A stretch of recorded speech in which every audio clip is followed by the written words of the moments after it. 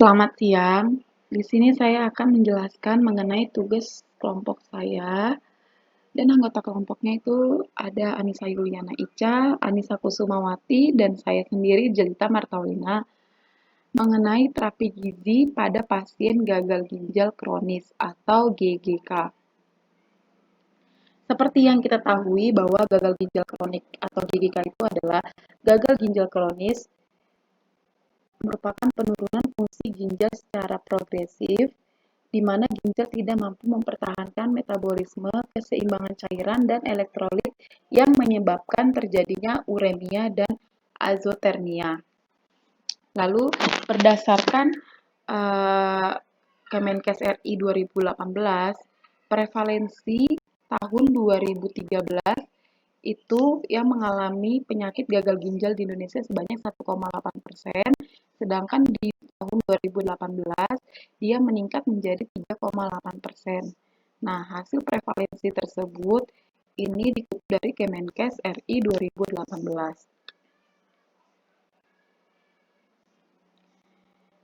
Sedangkan intervensi pada pasien GGK itu sendiri ada intervensi pada pasien gagal ginjal kronis perlu penatalaksanaan nutrisi secara terpadu dalam mengoptimalkan dan mempertahankan keseimbangan untuk memperpanjang harapan hidup pasien serta menurunkan komplikasi penyakit.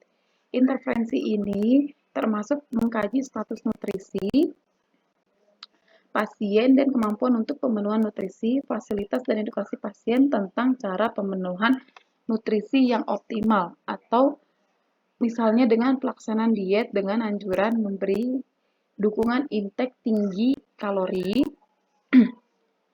rendah natrium dan kalium. Rencanakan pemberian obat untuk mengatasi gejala yang mengganggu nafsu makan. Lalu, mengapa sih dilakukannya terapi gizi? Mengapa terapi gizi diperlukan pada pasien gagal ginjal kronis? Mengapa terapi gizi diperlukan pada pasien gagal ginjal kronis? Karena saat laju filtrasi glomerulus sebesar 30%, pasien mulai merasakan tanda dan gejala seperti badan lemah, mual, nafsu makan berkurang, dan penurunan berat badan. Dari tanda gejala tersebut dapat menimbulkan masalah nutrisi atau malnutrisi pada pasien gagal ginjal kronis. Jika malnutrisi tersebut dibiarkan akan berdampak pada penurunan status gizi pasien gagal ginjal kronis dan mempercepat progresivitas penyakit. Pada pasien dengan masalah defisit nutrisi akan mengalami penumpukan hasil sisa metabolisme sehingga terjadi sindrom uremik, yaitu suatu kompleks gejala yang berkaitan dengan retensi metabolisme nitrogen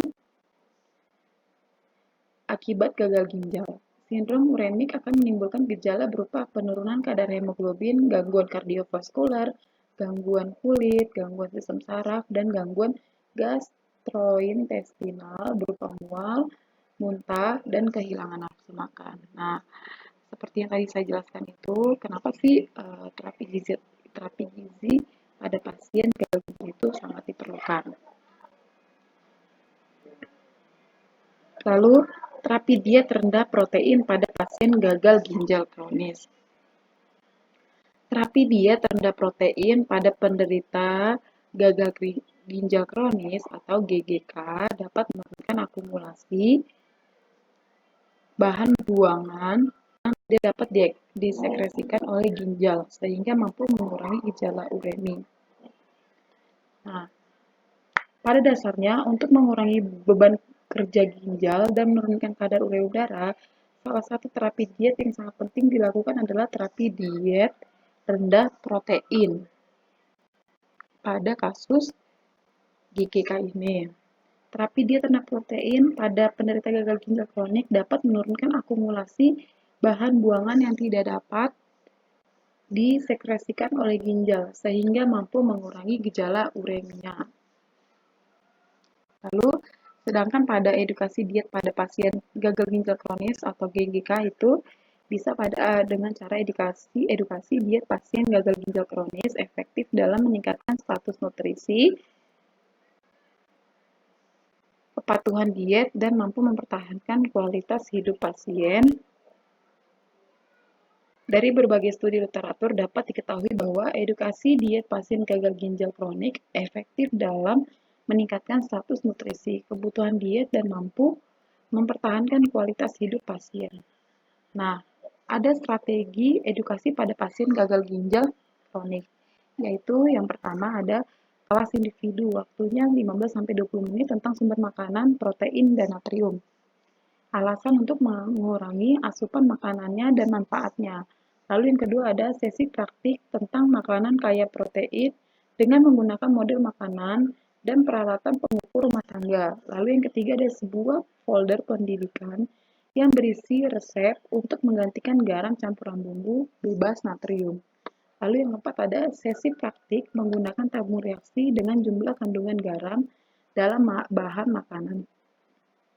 Tabung ini digunakan untuk menunjukkan kontribusi item makanan yang kaya garam dengan jumlah garam ditentukan dalam diet.